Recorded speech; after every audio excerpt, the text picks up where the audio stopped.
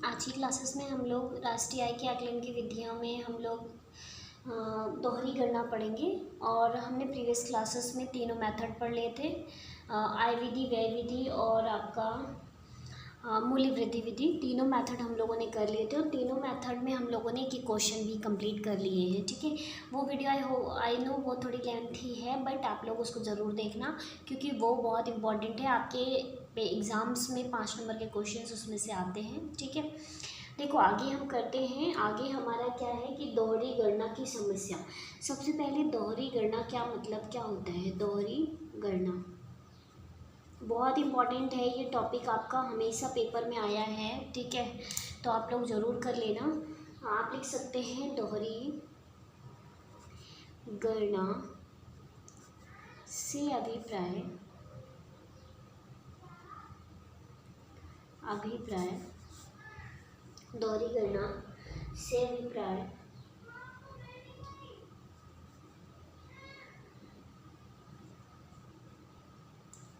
दोहरी गणना से अभिप्राय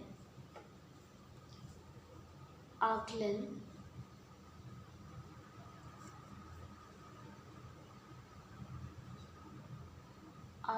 की उत्पाद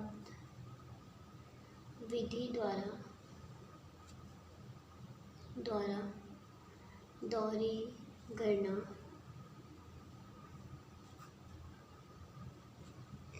की समस्या उत्पन्न होती है।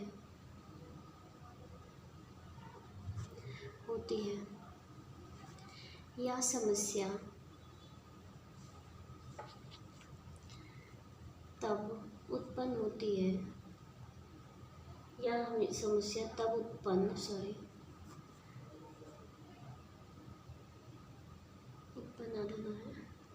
तब उत्पन्न होती है जब कुछ निश्चित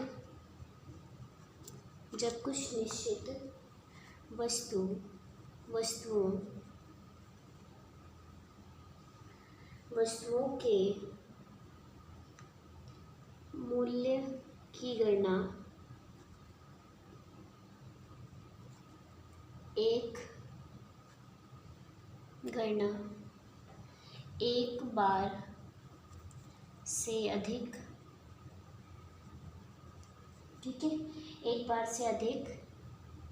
कर ली जाती है।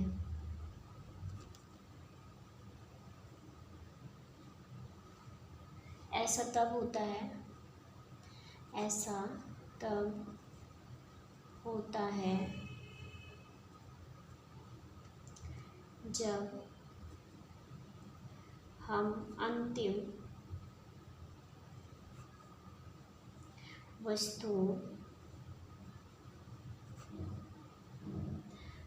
वस्तुओं तथा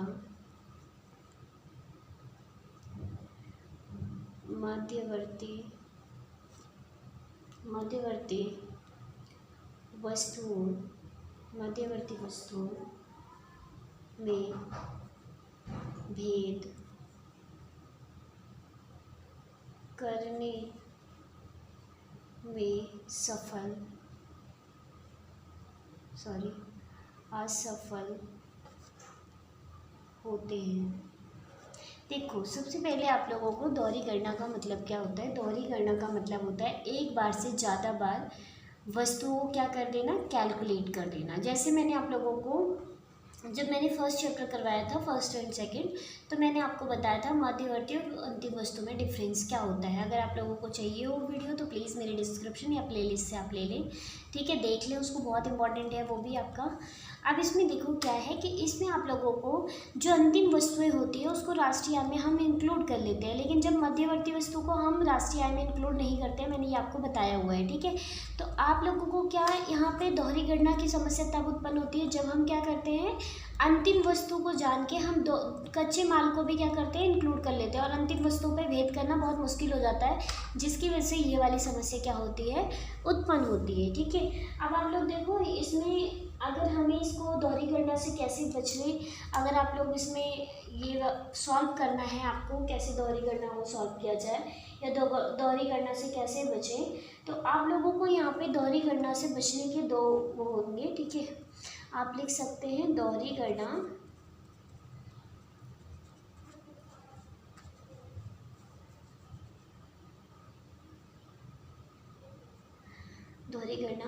बचने के उपाय। तो आप इसको दो तरीके से बचेंगे। पहला आपका यहाँ पे होगा अंतिम उत्पाद विधि, अंतिम उत्पाद विधि, और यहाँ पे आपका यहाँ पे होगा मूल्य वृद्धि विधि, मूल्य वृद्धि विधि, ठीक है। सॉरी, मूल्य वृद्धि विधि, ये हटा देना, मूल्य वृद्धि विधि, ठीक है। तो अब यहाँ पे अंतिम उत्पाद विधि क्या होती है, आप लोग यहाँ पे हेडिंग डाल लो, आप यहाँ पे डालो अंतिम उत्पाद विधि। आप यहाँ पे ऐसे भी लिख सकते हैं दोहरी गणना से बचने के दो उपाय, ऐसे भी लिख सकते हैं, ठीक है। तो अब यहाँ पे आप लोगों को इसको डिफाइन करना है, तो आप लोग कैसे करेंगे इसमें, सबसे पहले आप लोग लिखेंगे इस विधि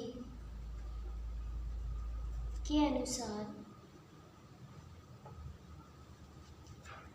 जीडीपी का अनुमान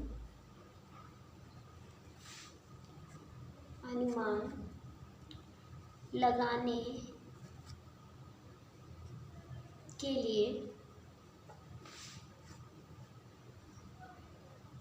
केवल अंतिम वस्तुओं तथा सेवाओं को लिया जाता है, ठीक है। तो अंतिम उत्पाद विधि क्या होती है कि इसमें आप लोगों को सिर्फ और सिर्फ कौन सी वस्तुएं ली जाती हैं, अंतिम उत्पाद मतलब जो जिनका अनुमान अंतिम वस्तुएं ये हैं, उन्हीं चीज़ों को क्या किया जाता है, लिया जाता है। इसमें आप लिख सकते हैं, इसमें मध्यवर्ती वस्तुओं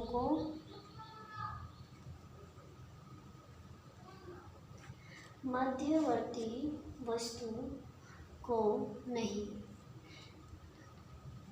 नहीं, ठीक है। तो आप इस तरह से लिख सकते हैं, इसको डिफाइन कर सकते हैं। तो इसका सेकंड क्या होगा, इसमें सेकंड मूल्य वृद्धि विधि बोला है, मूल्य वृद्धि विधि, ठीक है। तो मूल्य वृद्धि विधि में क्या होगा, आप लिख सकते हैं यहाँ पे देश में प्रत्येक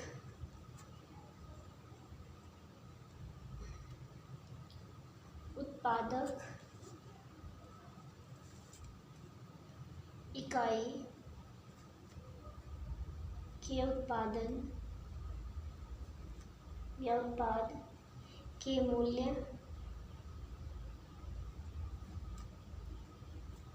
तथा मतलब इकाई में उत्पाद के मूल्य तथा मध्यवर्ती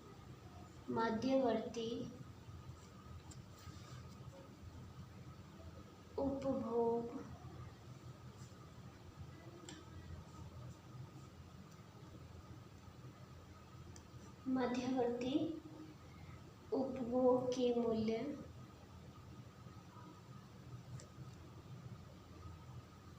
के बीच अंतर क्या होता है, अंतर को मूल्य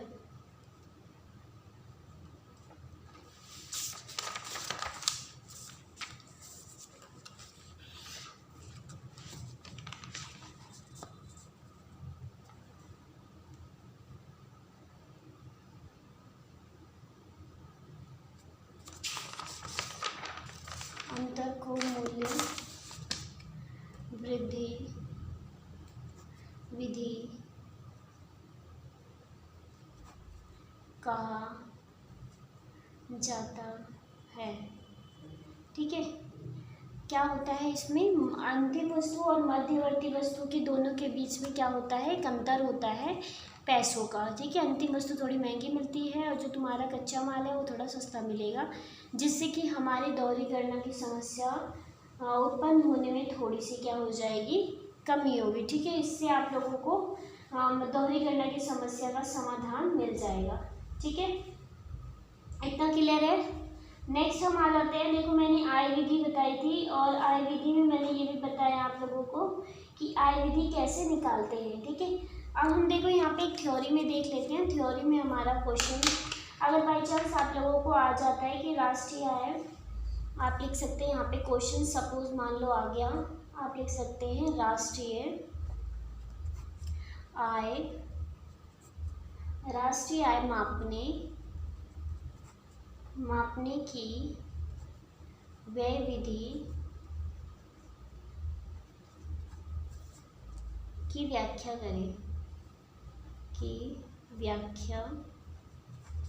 करें,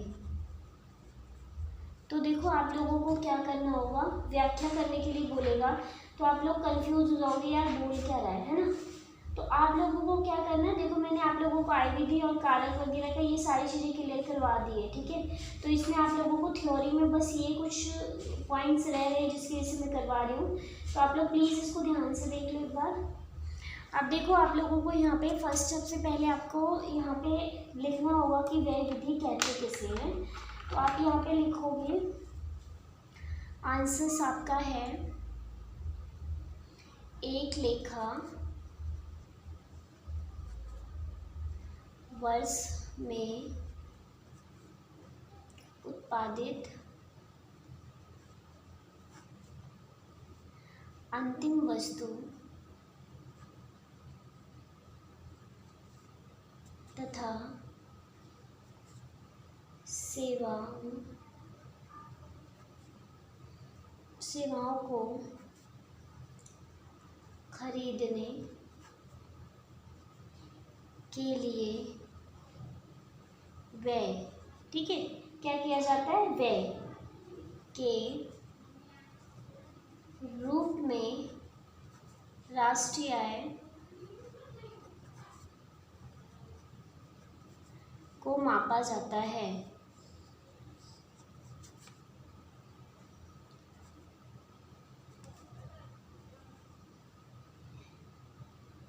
इसी में आप ये भी लिख सकते हैं, एक लेखा वर्ष के दौरान अंतिम व्यय मतलब जीडीपीएनपी के बराबर होता है।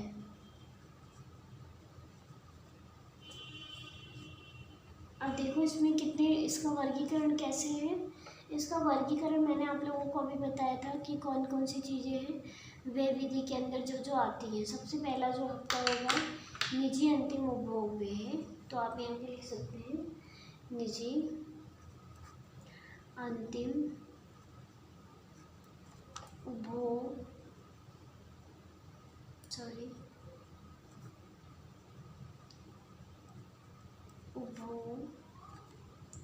व्यय, इसको ब्रैकेट में लिख लेते हो सी, ठीक है। अब यहाँ पे देखो आप लिख सकते हैं इससे अभिप्राय,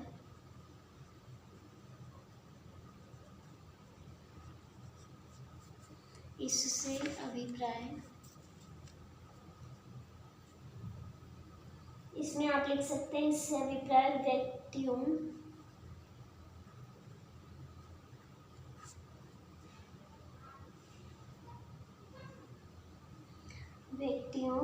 परिवारों तथा गैर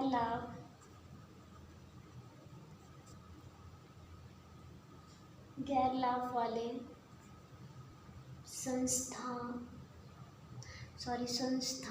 ठीक है, गैर लाभ वाले संस्थाओं या सेवाओं द्वारा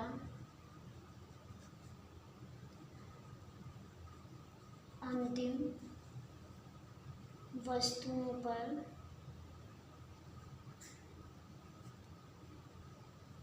किए गए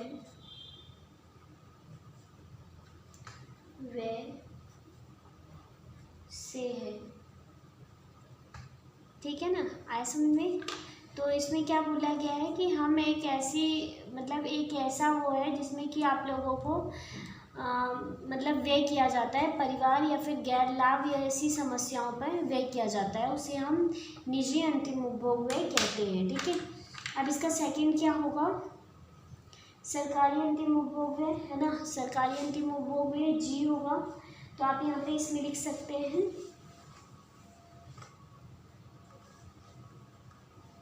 सरकारी अंतिम उपभोग व्यय। ठीक है, तो इसको हम किससे डिनोट करेंगे, जी से। ठीक है, तो आप इसमें लिख सकते हैं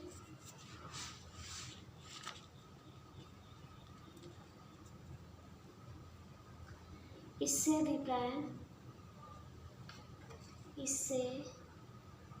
अभिप्राय है कि सरकार द्वारा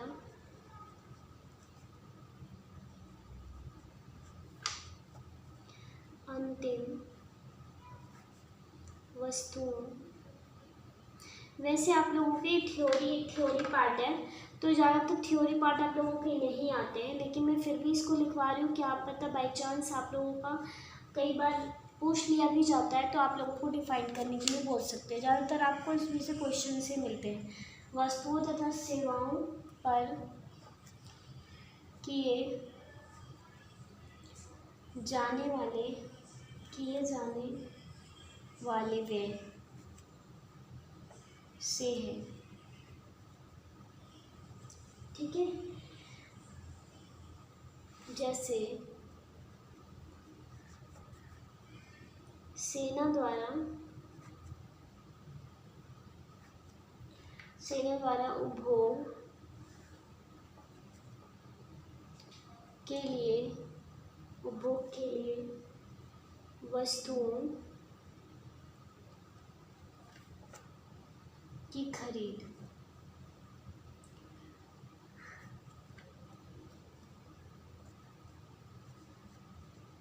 ठीक है, तो वस्तुओं की खरीद पर व्यय। ठीक है, इसमें बोला है जैसे हम किसी अपने देश के सेना वगैरह के लिए भी जो काम करते हैं वो सरकार अंतिम उपभोग व्यय के अंदर आता है, तो उसको भी हम इंक्लूड करते हैं। ठीक है, ये बोला गया। नेक्स्ट टॉपिक क्या होगी हमारी, नेक्स्ट टॉपिक होगा हमारा, मैंने आप लोगों को सी करवा दिया, जी करवा दिया। अब हमारा है निवेश, है ना, आई हमारा क्या होगा, निवेश में आप लोग इसमें निवेश लिख लो, या फिर आप पूंजी निर्माण भी लिख सकते हैं, निवेश व्यय, तो इसको आई से डिनोट करते हैं। ठीक है, अब इसमें आप लोग लिखेंगे इससे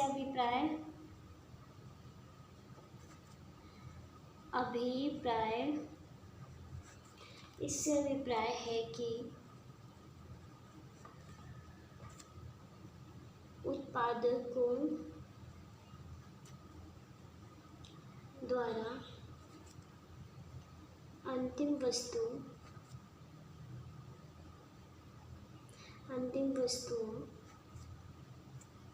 की खरीद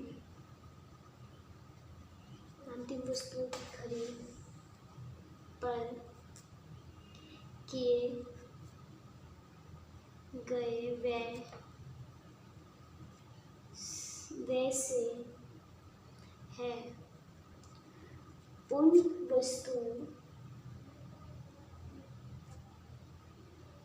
वस्तुओं का उत्पादन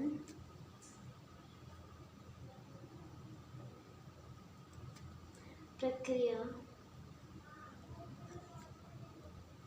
में प्रयोग, उत्पादन प्रक्रिया में प्रयोग, आप लोग इतना लिख लेना, ठीक है। उत्पादन प्रक्रिया में प्रयोग, उत्पादन प्रक्रिया में प्रयोग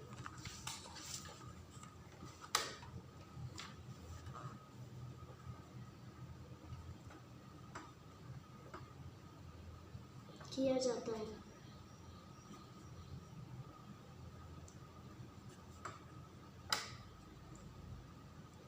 जैसे किसान द्वारा ट्रक या ट्रैक्टर, ऐसे लिख सकते हैं, ट्रैक्टर खरीदना, ठीक है। आए समझ में? ओके, नेक्स्ट पे आ जाते हैं। इसमें कितना हो गया था हमारा निवेश व्यय, ठीक है। अब हमारा क्या है, x माइनस एम, ठीक है। आयात माइनस निर्यात,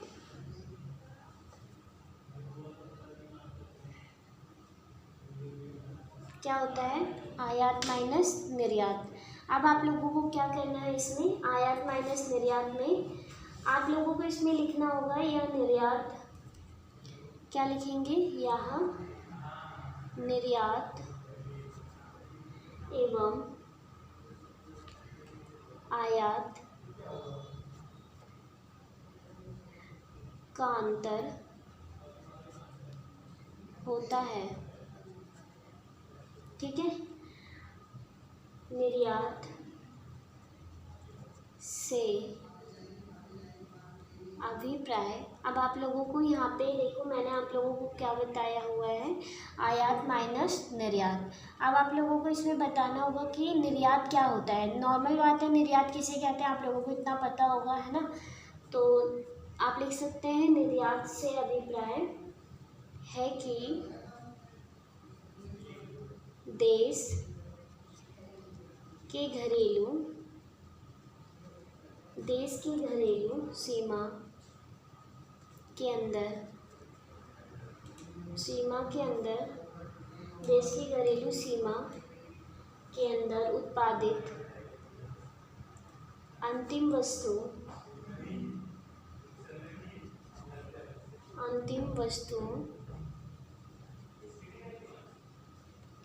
तथा सेवाओं पर विदेशियों द्वारा किया गया व्यय, ठीक है। विदेशियों द्वारा मतलब आउट ऑफ इंडिया, जो भी लोग आउट ऑफ इंडिया के होते हैं उनके द्वारा जितनी भी चीज़ें व्यय की जाती है उसे हम क्या कहते हैं, निर्यात कहते हैं, ठीक है। निर्यात, आयात में मतलब लेना होता है, निर्यात मीन्स देना होता है। निर्यात करें तो उनके ऊपर हम क्या कर रहे हैं, व्यय कर रहे हैं। तो विदेशियों के ऊपर क्या करना, व्यय करना, विदेशियों द्वारा किया गया व्यय से है, आप ऐसे लिख सकते हैं, व्यय से है। क्लियर है? अब इसी के आगे आप आयात का डिफाइन कर दो, ठीक है।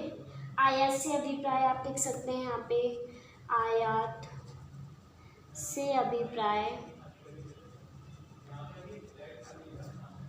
आयात से अभिप्राय उस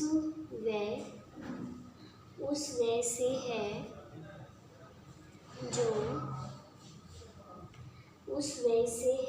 जो विदेशों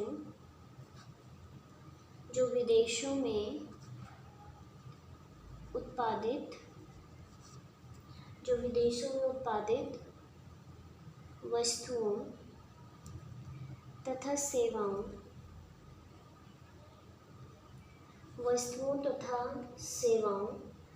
पर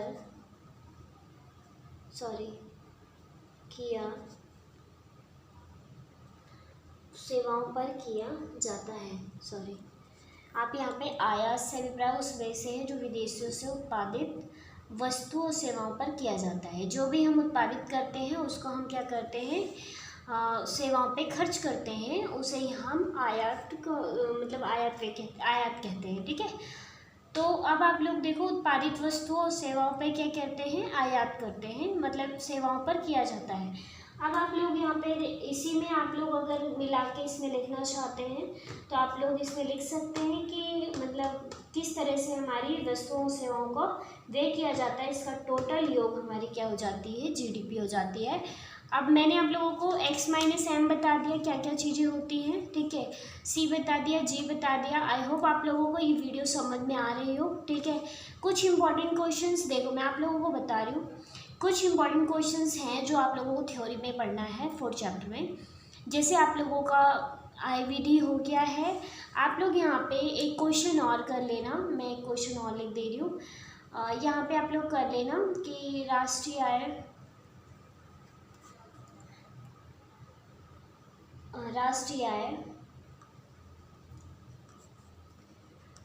मापने की आय विधि की व्याख्या करो, व्याख्या करो, ठीक है ना। तो आप लोगों का क्या है कि इस तरह से आप लोगों को क्वेश्चंस, अभी आप लोग इसको करना ज़रूर, ठीक है। अगर आपको कोई भी डाउट होता है तो प्लीज़ एक बार मेरे से पूछ लेना कमेंट बॉक्स में कमेंट करके। आज के लिए इतना ही करेंगे हम लोग, आगे आने वाली वीडियो में हम नए चैप्टर से स्टार्ट करेंगे। और प्लीज़ ये 4th और 3rd चैप्टर दोनों एक दूसरे से कनेक्टेड हैं। और अगर आप लोग मेरा ये वाली वीडियो देख रहे हैं तो प्लीज़ आप लोग मेरा न्यूमेरिकल पार्ट्स देखना चाहते हैं, उससे बहुत ही इंपॉर्टेंट मैंने ईजी से ईजी वे में करवाने की कोशिश की है। तो आप लोग ना एक बार मेरी प्लेलिस्ट में जाके या फिर मेरे डिस्क्रिप्शंस में जाके आप उस पर देख ले सकते हैं मेरी वीडियोस। और बहुत इंपॉर्टेंट है जो कि आप लोगों को मैं ये सारे टॉपिक्स कवर करवा रही हूँ, फालतू चीज़ें कोई भी नहीं करवा रही हूँ कि जो कि आप लोगों के पेपर में ना आए या आपके सर के बाहर ऊपर से जाए, ठीक है, ऐसी कोई चीज़ नहीं करवा रही हूँ। तो प्लीज़ एक बार आप लोग मेरी वीडियोस देखो और यहाँ पे 4th चैप्टर में जितनी भी चीज़ें हैं ना आप इसको कंप्लीट करना, ठीक है। आज के लिए बस इतना ही, नेक्स्ट क्लास में हम नए चैप्टर्स के, और एक बात और, न्यूमेरिकल पार्ट्स में मैंने एक एक क्वेश्चन सबके करवाए हुए हैं क्योंकि आप लोगों के बुक्स में बहुत सारे क्वेश्चंस अवेलेबल होते हैं, इसलिए मैंने ज़्यादा क्वेश्चंस नहीं करवाए हैं। मैंने एक क्वेश्चन जो मैंने आपको दिया हुआ है व्यय विधि आय विधि का, उसमें आप लोगों के एक एक क्वेश्चन इसीलिए करवाए हैं ताकि आप लोगों के वो सारे डाउट्स क्लियर हो जाए। क्लियर है इतना? आप लोगों को क्या करना है, आप अगर कोई भी एक मेथड कर रहे हो तो उसके बाद एक क्वेश्चंस जो मैं करवाई हूँ उसी के बेस पे आप 5-6 क्वेश्चंस करो। और अगर आप लोगों को उसके बीच में कोई भी डाउट लगता है तो आप लोग एक बार प्लीज़ मेरे को कमेंट बॉक्स में कमेंट करके बता देना, ठीक है। मिलते हैं नेक्स्ट वीडियो में। Thank you for watching my video. और आप लोग अगर अच्छा लगता है तो लाइक सब्सक्राइब एंड शेयर करें, और नहीं तो अगर कोई दिक्कत हो तो प्लीज़ आप लोग वो भी बताएं मुझे, ठीक है, क्योंकि अगर मुझे पता चलेगा तब मैं आगे आप लोगों को और इम्प्रूवमेंट कर पाऊँगी ताकि आप लोगों के सारे सिलेबस मैं कर सकूँ। मेरा मेन मोटिव है कि आप लोगों को मेरी सारी वीडियोस अच्छी लगे और आप लोगों को समझ में आए। अच्छी लगे देखो लाइक सब्सक्राइब करो मत करो, बट आप लोगों को ना ये पढ़ने बहुत इंपॉर्टेंट है क्योंकि कई बार हमें ट्यूशन्स वगैरह से नहीं मिल पाता है। तो आप लोग अगर इससे भी नोट्स भी आप इसमें से लिख भी सकते हैं, मैंने नोट्स भी इसके बनाए हुए हैं इसीलिए लिख के, ठीक है ना। तो आप लोग इसको प्रॉपर करें, ठीक है, कोई दिक्कत होती है पूछें। ओके, मिलते हैं नेक्स्ट वीडियो में, तब तक के लिए बाय। पढ़ते रहिए और बातों को समझते रहिए। ओके।